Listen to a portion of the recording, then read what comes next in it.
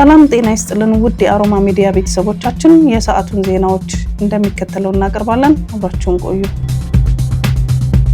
የእስራኤል ጦር አውሮፕላኖች ዛሬ ጠዋት በደቡባዊ የጋዛ ሰርጥ ከተማ ካን ዩኒስ ምስራቃዊ ሰፈሮች 5 የአየር ጥቃቶችን እንደፈጸሙ የአካባቢ መገናኛ ብዙሃን ዘግበዋል።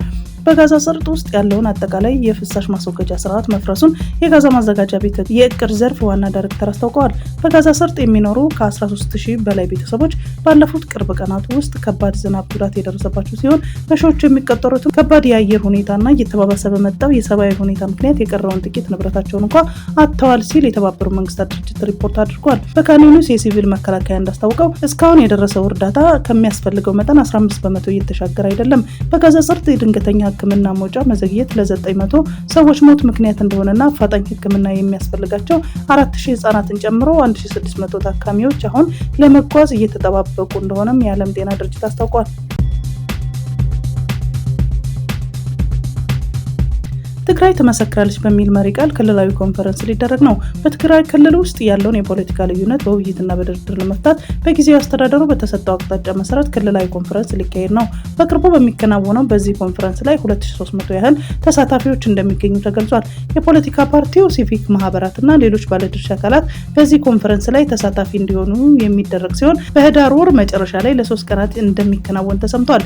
ትግራይ ትመሰክራለች በሚል መሪ ቃል የሚከናወነው ይህንን ኮንፈረንስ የሚያዘጋጀው ኮሚቴ ሊቀመንበር የሆኑት አቡነ ተስፋ ስላሴ መድህን ዛሬ በመቀሌ በሰጡት መግለጫ በክልሉ ካለው ችግር ብቸኛው መውጫ መንገድ ውይይትና መነጋገር መሆኑን ገልጸዋል። በሀገር ውስጥ ያሉና በውጭ ሀገር የሚኖሩ የክልሉ ተወላጆች በኮንፈረንሱ ላይ በንቃት እንዲሳተፉ ጥሪ ያቀረቡት አቡነ ተስፋ ስላሴ በክልሉ ተወላጆች መካከል አንድነትን ማስፈን ወቅቱ የሚጠይቀው ተግባር መሆኑን አስታውቀዋል።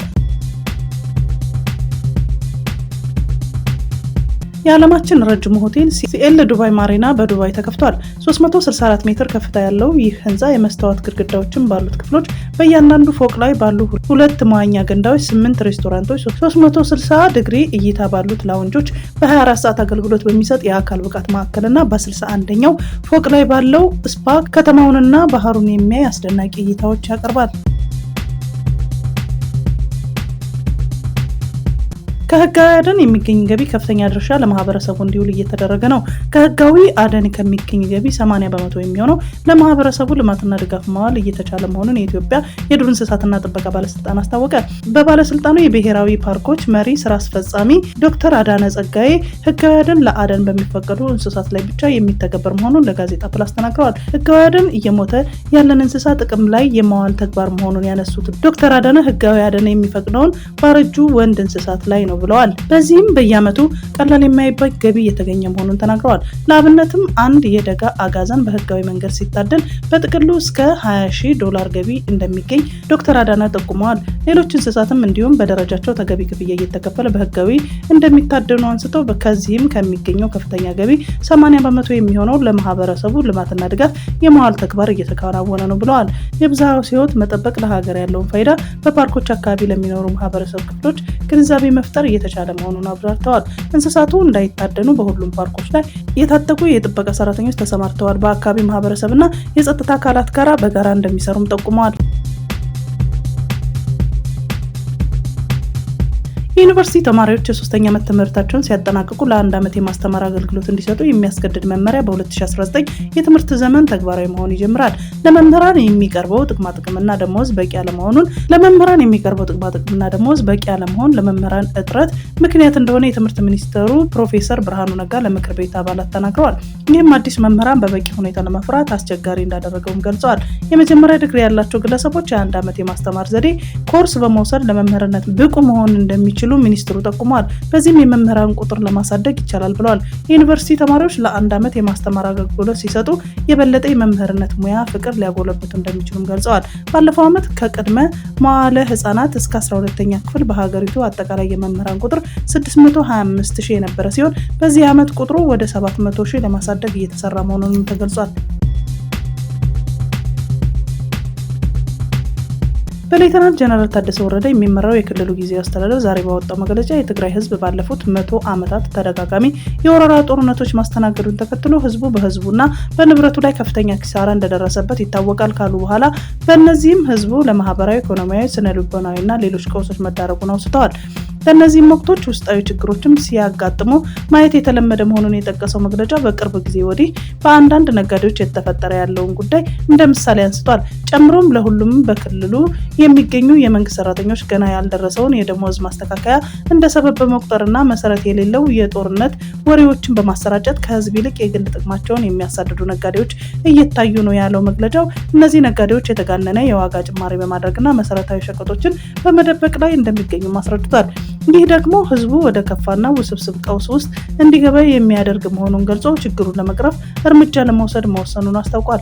በመሆኑም ግልጽ የሆነ የንግድ ቁጥጥር ስርዓት ተግባራዊ እንደሚያደርግና በተለይ ሀሰተኛ የጦርነት ወሬዎችን በሚያዛምቱ ነጋዴዎች ላይ ንብረታቸውን እስከ መውረስ የሚደርስ እርምጃ እንደሚወስድ አስጠንቅቋል። አንዳንድ ነጋዴዎች በትግራይ ውስጥ ያለውን የገበያ ሁኔታ እንደፈለጉት እየነዱት ነው ያለው መግለጫው ሁኔታው በዚሁ ከቀጠለ አደጋው ከባድ እንደሚሆንም አስታውቀዋል። በዚህ ጉዳይ ላይ የሚወስደው የዲሲፕሊን እርምጃ በተመለከተ ለህዝብ ወቅታዊ መረጃ እንደሚሰጥም ጨምሮ ገልጿል። ከግሪክ ጋዝ ለመግዛት ተስማምቻለሁ ሲሉ ዘለንስኪ ተናገሩ።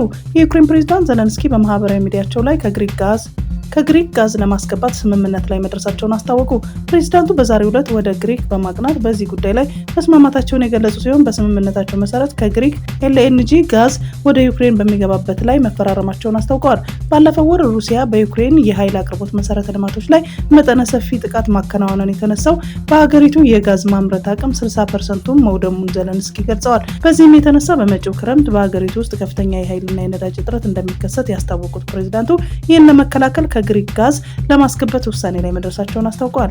ይህንን የጋዝ ግዢ ለማከናወን የሚያስችል በቂ ገንዘብ ማግኘታቸውንም የጠቀሱ ዘለንስኪ የአውሮፓ ባንኮች መሆናቸውንና የአውሮፓ ኮሚኒኬሽን የዩክሬን መንግስት ለዚህ ብድር ዋስትና መስጠታቸውን አስረድተዋል። በቀጣይነት ከአዘርባይጃን ጋራ የማስገባት የረጅም ጊዜ እቅድ እንዳላቸውም አስታውቀዋል።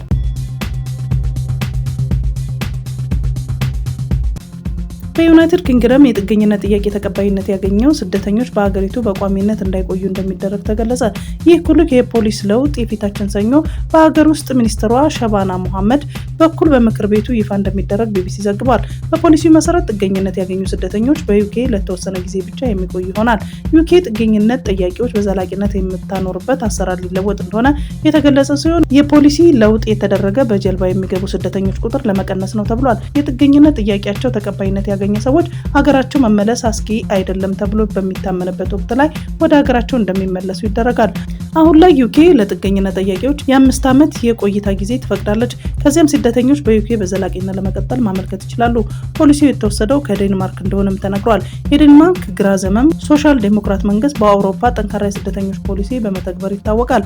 ጥገኝነት ጠባቂዎች የ2 ዓመት የመኖሪያ ፈቃድ ከተሰጣቸው በኋላ በድጋሚ ማመልከት አለባቸው። ዜግነት ለማግኘት ያለው ሂደት ግን ከጊዜ ወደ ጊዜ ፈታኝ እየሆነ መጥቷል። የዴንማርክ አሰራር ያደነቁት የዩኬ የሀገር ውስጥ ጉዳይ ሚኒስተር በምርጫ ወቅት የተሻለ የህዝብ ድምጽ ያስገኘ አካሄድ ነው ሲሉ አሞካሽተውታል። የዩኬ ሌበር ፓርቲ ጠንካራ እርምጃ ካልወሰደ የጨለማ ኃይሎች ይወርሱናል ሲሉም አስጠንቅቀዋል። ዴንማርክ ስደተኞች ቤተሰቦቻቸውን የሚወስዱበትን ሂደት በማራዘም የምትታወቅ ሲሆን ይህ አሰራርም በሀገር ውስጥ ጉዳይ ሚኒስትሯ ተወድሷል። ዩኬ ለስደተኞች ያላትን መልካም አቀባበል በጀልባ ወደ ሀገሪቱ የሚገቡ ጥገኝነት ጠያቂዎች ቁጥር እንዲጨምር ማድረጉንም ገልጿል።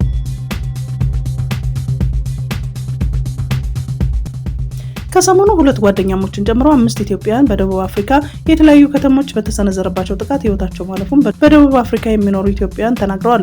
ነዋሪዎቹ እንደሚሉት በተለያዩ ጊዜያት ኢትዮጵያውያን ያነጣጠረ ጥቃት በታጠቁ ሰዎች በተደጋጋሚ እንደሚፈጸም ተናግረው ይህ የበርካታ ኢትዮጵያውያን ህይወት መቅጠፉን ገልጿል። ለደህንነታቸው ሲሉ ማንነታቸው እንዲገለጽ ያልፈለጉት ደቡብ አፍሪካ የሚኖሩ ኢትዮጵያውያን እንደገለጹት ከ2 ቀናት በፊት በደቡብ አፍሪካ ደርባን ከተማ 2 ኢትዮጵያውያን ጓደኛማሞች ማንነታቸው ባልታወቀ ታጣቂዎች መገደላቸው ተናግረዋል። በተመሳሳይ መልኩ የጆሃንስበርግ ከተማ ነዋሪ የሆነው የ3 ልጆች አባት ከስራው ወደ ቤቱ በሚመለስበት ወቅት በታጠቁ ሰዎች በበርካታ ጥይት ተደብድቦ መገደሉን አስረድተዋል። በሌላ በኩል አንድን ወጣትና ሌላ ታዳጊ በዚሁ በጆሃንስበርግ ከተማ አቅራቢ በስራ ቦታ ሱቅ ውስጥ እያሉ በጠራራ ፀሐይ በታጠቁ ሰዎች በጥይት ተደብድቦ ተገድለዋል ሲሉ ገልጸዋል።